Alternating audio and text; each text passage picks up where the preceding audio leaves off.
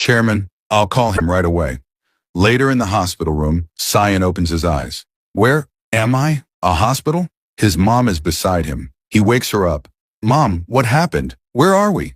Just then a news report plays, continuing coverage. Around 7 p.m., the fifth survivor was pulled alive from the rubble of Inbit department store. Over 100 casualties have already been confirmed. Authorities say they'll do everything possible to save more lives. Seeing him awake, Kim So-young hugs him and cries, Cyan, do you even know how scared I was? She hugs him tightly. Cyan asks, What is all this? We see his hospital room filled with gifts. His father, Jeon Ji-seong, is crying and shouts, You have any idea? All of this was sent by your fans. When they heard you fainted and were unconscious for 3 days, they were shocked. Cyan thinks, 3 days. I've been unconscious for 3 days? The doctor arrives and says, There's nothing to worry about. The boy is perfectly healthy. He just collapsed from stress. Minguk hugs him. Big bro, don't get sick again. The doctor adds, Please take care of him and make sure he doesn't get too stressed. Jeon Ji-seong thanks the doctor. Mi-young says, Good thing it wasn't serious. The family surrounds Cyan. His dad says, Don't ever pass out again. Always stay healthy, my son. Seeing their love, tears fill Shin's eyes. He thinks, Mom, Dad, Minguk, I'm so sorry for worrying you all. Then Shin asks his mom, Did something bad happen? She looks troubled and says, There was an accident. Actually, a very big one. Shin blacks out again. We see a news report. Following the collapse of Inbit department store last Monday, questions are being raised about the building's low-quality construction. Watching the TV, Cyan thinks, So, it finally happened. The great disaster. Over 300 casualties have been reported. I couldn't change anything. I really wanted to stop that disaster. But did I really have no way? Was this all I could do? Is this all John Xian was capable of? Seeing him upset, Kim So-young walks over. Cyan, I don't know what's going through your head, but because of you, we were able to move the event hall in time. That saved a lot of people. She continues. Even the chairman said he's thankful to you. Cyan thinks Father is safe too. She adds, Thanks to you, I and Mi-young Uni survived that accident. I'm so proud of you, Cyan. Hearing that, Cyan gets emotional. Tears roll down his cheeks as he thinks, So that's what it is. I couldn't stop the disaster, but maybe I changed the future a little. As much as I could. Cyan hugs his mother and breaks into tears. Meanwhile, Mi-young makes a phone call. Cyan's awake now. Thank you for covering the VIP room and hospital bills. On the other end, Secretary Young stands beside the chairman. Chairman, Cyan has regained consciousness. The chairman asks, How is he? Secretary Young replies, According to the test results, he's perfectly healthy. When the chairman says, Good, publish the article. Say that Samjin takes full responsibility and will personally lead all recovery efforts along with Cyan. Also, buy a fruit basket for him and go visit personally. If anything urgent comes up, contact me immediately. Secretary Young nods and leaves. The chairman thinks to himself, Cyan really is a strange kid. That day, not just me and Secretary Young, but many senior executives from Samjin were supposed to be at that event. If we hadn't listened to him, we could have died. And so would have Just and the other guests. It would have been catastrophic for Samjin. The company's stability would have collapsed. It's like, he's really my own son, he continues. His intelligence is far too advanced for a 5-year-old. Sometimes he does things that words can't explain. I need to know more. Just who is this child? And how is he connected to me? The scene shifts to a small house deep in the woods. A car pulls up. An old woman speaks to the chairman. You secretly hired people to get someone else's child's horoscope, didn't you? So this is the child. The chairman replies, Yes, that's him, John Xian. He's quite famous. She says, I don't watch TV. I wouldn't know. He adds, Anyway, I want to know how the child's abilities match up with me and the Samjin Corporation. I want his horoscope reading. You've been giving readings to Samjin since my father's time. She nods. I owe your father, so for old time's sake, I'll do it. You're curious about this child, huh? Want to know how he's connected to your life? It's simple. He'll devour you. The chairman is stunned. What? She continues. He's the kind of child who gives little and takes everything for himself. He'll leave everyone behind and build his own empire. He'll be the boss of it all. You'll mean nothing in front of him. She adds, In both your past lives and this one, you two were destined to meet. Your fortunes are aligned, so you'll benefit too. But as time passes and he meets water, his destiny will lead him to rule the oceans and dominate the world. He'll take everything from you and rise far above anything you could imagine. Shocked, the chairman asks, "And what about Taigu, my son, Jian Taigu?" She responds, "That child, he's nothing special, just ordinary. If he had an older brother, he'd always be in his shadow. But luckily, he was born first, so his life will be peaceful and uneventful." The chairman reflects. The old woman says, "If someone's fate is to take everything from you, most people would avoid that person. But not you, right?" The chairman sits calmly and laughs. "To be honest, I want to see how he takes everything from me. Watching that will be fun." The old woman laughs.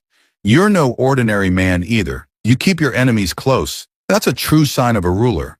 Whether you embrace him or crush him early on, for now, he'll stand by your side." The chairman says, "He's already helped me. That child saved my life during the in-bit department store incident." Shocked, the old woman asks, "Really?" The chairman nods. "And even after all that, he kept insisting we continue searching through the rubble. He wouldn't stop." He adds, "We should do it, and I want to see for myself if he'll truly stand by my side." Then he takes out his phone and calls someone. "Yes, founder. I called you to discuss something important." He's calling his father, founder John Yoshin. The scene shifts to Xiong's apartment, where the news is playing on the TV. Breaking news. The Samjeon Group continues to lead rescue efforts at the collapsed in-bit department store. It's been 10 days since the incident. While many believed there were no more survivors, just now, the 13th survivor has been found alive. The government has expressed its gratitude to Samjeon Group for continuing the search. Hearing this, Xiong's family is overjoyed. His mom, Kim So-young, says, "Xiong, just like you said, there really were more survivors." Xiong, thinking to himself, says, "I'm glad to hear that. In my previous life, the rescue operation ended way too early. That's why the 13th survivor wasn't found alive back then. I remember how much backlash there was because of the short rescue period. But this time, that person being found alive, that's real luck." Kim So-young says, "Honestly, when you insisted to the chairman, I thought I might pass out. But seeing how you saved lives, our Xiong is truly special." Then his dad, John Ji-xiong, adds, "And you donated to the victims, just like you said you would, 4 million won." Watching both of them, Xiong thinks, "Mom, Dad, even after I was discharged, you kept worrying about me. I acted like I was fine, but deep down I was struggling because I couldn't save more people. That's why I kept blacking out, and it made them worry more. But now, it's time. I need to put their worries to rest." Xiong speaks up. "Thank you, Mom. Thank you, Dad." His dad replies, "That's right, my son. You thought about helping others. I'm proud of you." Xiong turns to his mom and says, "Mom, now that I'm better, I want to start working." Kim So-young responds, "Already? But you can still rest a bit. I think a kid your age should focus more on playing and enjoying life." But Xiong says firmly, "No, I want to work, and I will." His parents look at each other and say, "Well, he's made up his mind. There's nothing we can do. Let him do what he wants." Xiong thinks to himself, "I have to work, because soon." The scene shifts to a commercial shoot where Sae-nami and Xiong are working. Sae-nami suddenly shouts, "What did you just say? Samjeon's exclusive contract isn't going to be renewed?" The director chimes in, "Ma'am, please focus here." Sae-nami apologizes and returns to shooting the commercial for a new Samjeon product. After a short break is called, we move to the waiting room. Sae-nami looks at Xiong and asks, "What do you mean? I know the exclusive contract's almost up, but why won't it be renewed?" Samjeon doesn't want to continue. Xiong calmly replies, "It's the right move for me." Inside, he's thinking, "I never aimed to be a celebrity. I only worked as a child actor because kids don't have many options to make money. But now I've saved up enough. It's time for me to walk my own path, to build a top-tier company of my own." Sae-nami nods. Yeah, businessmen should do business. I'm not really sure what that means, but I guess it's not a bad decision. Why do I keep treating you like a kid? You're doing things grown-ups can't even manage." Thinking to herself, she adds, "Being Samjeon's exclusive model gives you insane fame and money, and you're just walking away from that." She then says out loud, "But whatever you choose, you're gonna crush it." Xiong smirks. "Of course." She asks, "Did you talk to your manager and everyone else about this?" Xiong nods.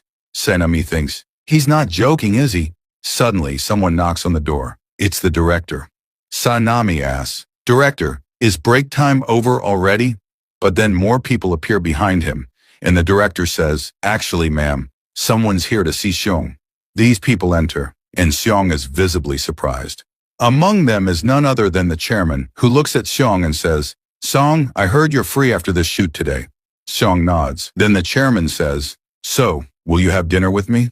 He picks up Cyan in his arms, to which Cyan replies, I can walk by myself. Hearing that, the chairman smiles and says, don't you like it when I carry you?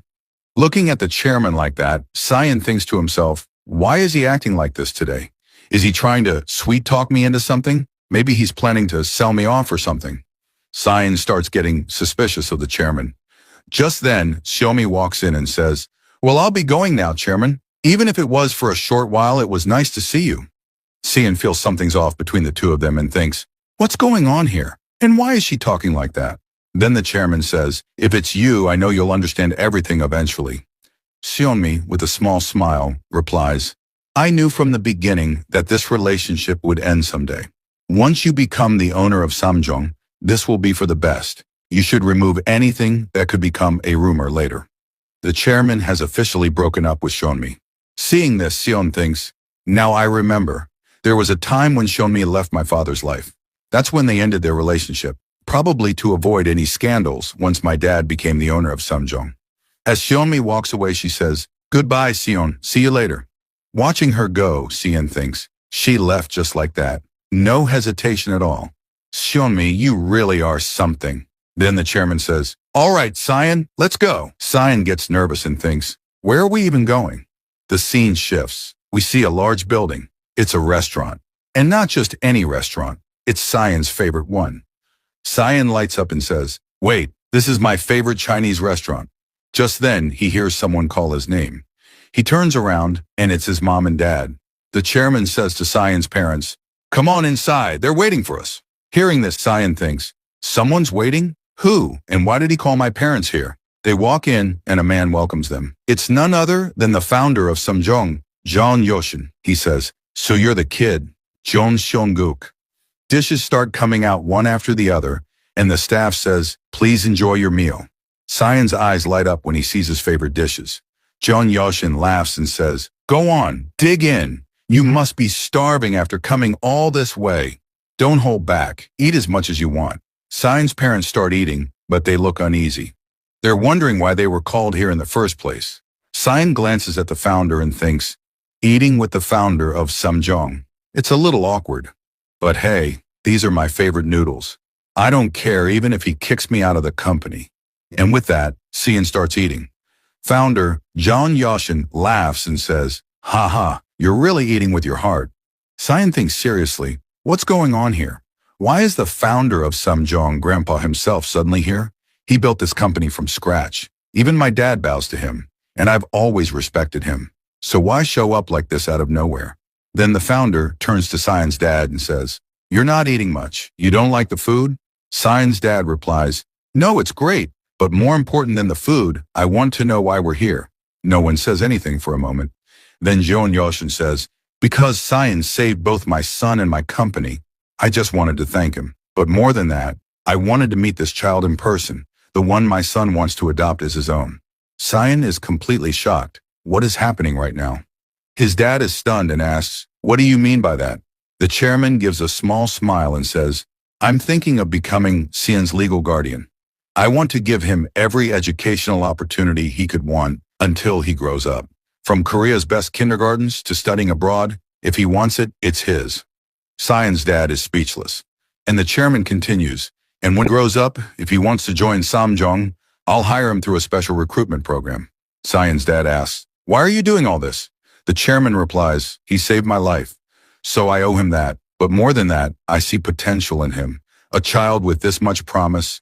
I want to see just how far he can go. Then the founder says, you're going overboard trying to make him your son. What can I even say? So, Cyan, what do you think? Would you like to be my grandson? Cyan starts thinking. I don't think Dad is hiding anything, but I'm not so naive as to think they're doing this just for my education. They've got another plan. Still, in my current situation, I don't see any reason to say no. So Cyan says, all right, then it's a deal. The founder laughs and says, This kid's something else. But if you become my grandson, don't expect to take it easy. I'll make you the perfect successor for Samjong. Sean shrugs and says, I don't care. His dad tries to shush him like, hey, watch what you're saying in front of the elders. But Jeon Joshin laughs and says, haha, I like this kid. He turns to the chairman and says, all right, Jaeyoung, I'll leave the rest to you. Sion suddenly shouts, wait, I want to say something. He looks at the founder and says, please don't overwork yourself and cut back on the drinking a little. You need to rest. The founder looks confused. Sion thinks to himself, the grandfather I admire so much. He was obsessed with work and alcohol. Even on the day he died, he never stopped working or drinking. If he had taken better care of himself, maybe we could have spent more time together. That's why Sion says, health matters the most. The founder chuckles and says, you're right, health is important. Even Sion's mom is surprised to hear that. The founder keeps laughing, and the chairman turns to Sion's dad and says, think about it. Let me know your decision. Sion's dad replies, yes, chairman, I'll call you soon. But then we notice something. The founder's expression changes slightly, and he puts a hand over his chest. Is this the end of his story?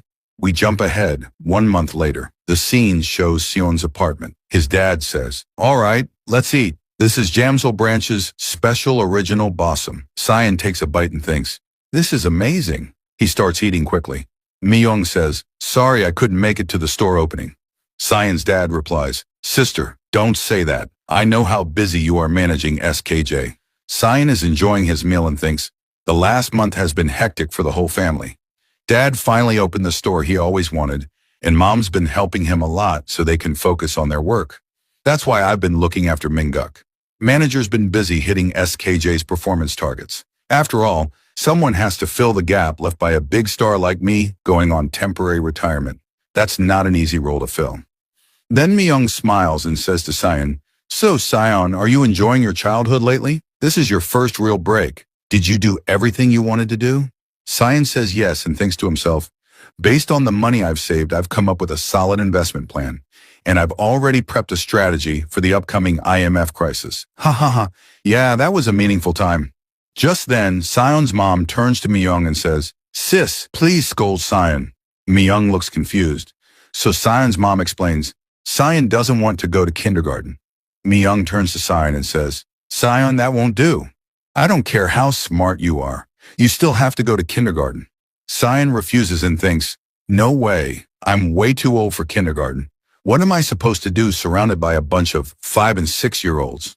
We see a funny panel where Sion, in his older form, is sitting in class and a kid looks at him and asks, who are you, mister? Sion thinks, I've got way too much going on to waste time on stuff like this. He then shouts, I'm not going to kindergarten. I can study on my own. Just then, there's a knock at the door.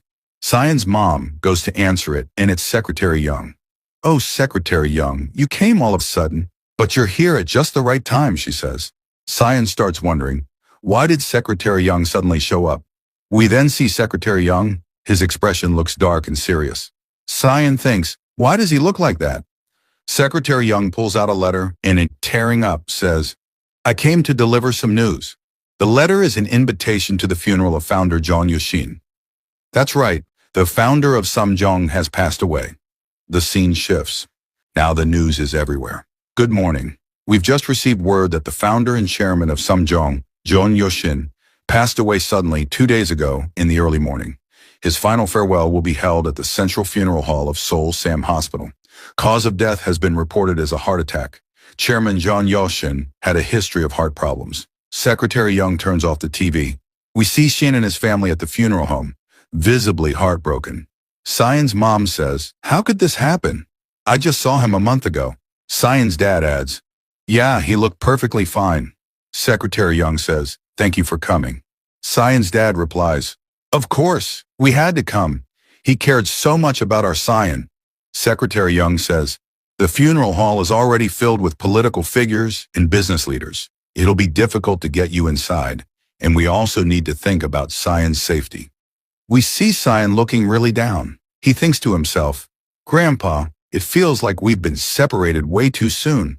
I told you, didn't I, that you should cut back on drinking and working so much. Now I understand. This drive I have to take my work so seriously, I got that from you. Tears start forming in his eyes. Secretary Young says, "We should head out now, Cyan." Cyan nods. "Yeah, let's go." Secretary Young turns to Cyan's parents and says, "I'll take Cyan with me. We'll be back soon."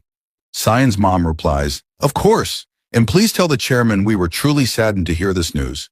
Secretary Young leaves with Cyan, most likely heading to meet the chairman.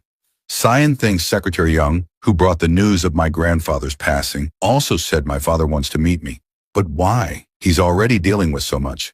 Secretary Young brings Cyan to the chairman and says, "Chairman, I've brought Cyan." Cyan walks up. The chairman is sitting quietly, deep in thought. Am I really taking on all this responsibility just because I'm now the director? He wonders, even before the scent of the funeral flowers has faded. Cyan asks, "Chairman, are you okay?" The chairman gives a small smile and says, "Are you trying to comfort me?" Cyan thinks to himself, "Yeah, you're not the type to accept comfort, but still, you look really tired." The chairman is surprised by this and says, "You're right, it's tough. Doing something I've never done in my life. Calling a child to the funeral hall just so I could see his face one last time." He stands up and continues, "If I could say something lighthearted, I guess now this is my responsibility. I have to carry on my father's legacy. I have to pass it on fully to the next generation, to a successor who can handle this empire." Cyan is stunned and shouts, "What do you mean?" The chairman asks, "Would you accept this sponsorship?" Cyan replies, "But my mom and dad haven't said anything yet." The chairman says, "I'm asking you, what's your opinion?" "Well," Cyan answers, "My opinion? Then I accept it." The chairman says, "Good, then start preparing next month. Secretary Young will handle the transfer process to Samjeong's kindergarten. Prove that you're a seed worth investing in, starting now." And so begins Cyan's kindergarten life. Are you excited for that? This chapter had its share of sad moments. But maybe, just maybe, the next one will be a little brighter.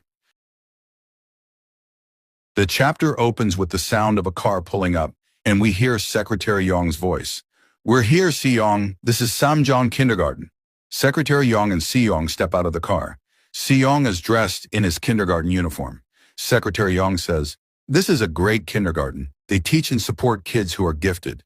It really is an excellent place." Hearing this, Si-young thinks to himself, "Yeah, I already know."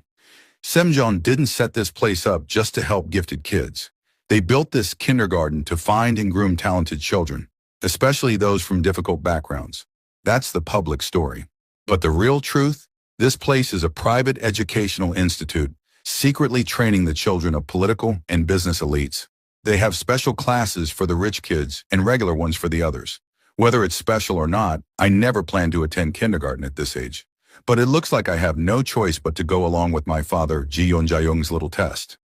Just then, the principal of the kindergarten arrives. She walks over and says to Secretary Young, "So, is this the boy?" Secretary Young replies, "Yes, this is him. Thank you for accepting the transfer so quickly." The principal says, "Well, this was Chairman Ji-yeon Jae-young's request. Of course, we had to follow his orders." She then calls someone over. A young woman walks in and says, "Hello, I'm the homeroom teacher for Samjeong Kindergarten's Class A. My name is Lee John." Si-young, looking at her, thinks, "Oh, this teacher's actually kinda cute." The principal continues, "This is his homeroom teacher. She'll be looking after him from now on." Teacher Lee John looks at him and says, "You're Si-young, right? Come on, let's head to class. Your new friends are waiting for you." We see some kids in the background, though their faces aren't shown yet. As Si-young walks toward the classroom with Teacher John, he's thinking, "Wow, this place is pretty big. So many kids here." Teacher John says, "You'll have 5 classmates. They're all good kids, so try to get along." Si-young nods and thinks, 5 kids, huh? I've got a feeling I already know who they are." Now inside the classroom, Teacher Jayan announces, "Everyone, we have a new friend today. Let's all say hello." Then we see the 5 kids, each one with an intense aura. Let me introduce them. The first boy is Kang Ju-seong, grandson of the Prosecutor General. The second is Kim Hyun-jung, grandson of the CEO of Samjeong Electronics. The blonde-haired girl is Lee Si-hee, granddaughter of the director of Samjeong Hospital. The next girl is Seo Yu-lim, granddaughter of the former Minister of Defense. And lastly, we have Ji-yeon Mi-jin, daughter of Samjeong Group's chairman, Ji-yeon Jae-young, also known as Si-young's sister from his previous life. Seeing Mi-jin, Si-young thinks to himself, just like I thought, it's her. Back in my last life, when I left to study abroad, Mi-jin was still in kindergarten. I figured we'd meet again someday, but this is a little awkward. Teacher John says again, everyone, let's welcome our new friend. Ju Seong rolls his eyes and says, teacher, who even greets people like that anymore? Hyun-jong agrees, yeah, don't force us to do that. Seong, clearly annoyed, thinks, look at these little rats, born and raised in luxury, and they don't even know how to be polite. Still, he introduces himself. Hi, I'm Jeon Seong-wook. Nice to meet you all. Ju Seong makes a face unimpressed, but Teacher Jin smiles. Seong internally is thinking, these spoiled brats won't change. He and Ju Seong exchange cold glares. Teacher Jin says, I'll go grab some snacks. Today we'll be reading a book, okay? You guys talk to each other in the meantime. As she leaves, Yu Lim says, hey, I think I know you. Aren't you that kid from TV? Hyun-jong looks confused. TV?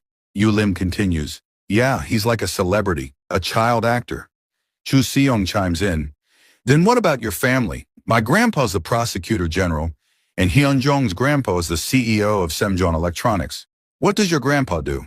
Seong clenches his teeth, thinking, these little rats, all they care about is their families. Someone needs to teach them that life isn't all about pedigree.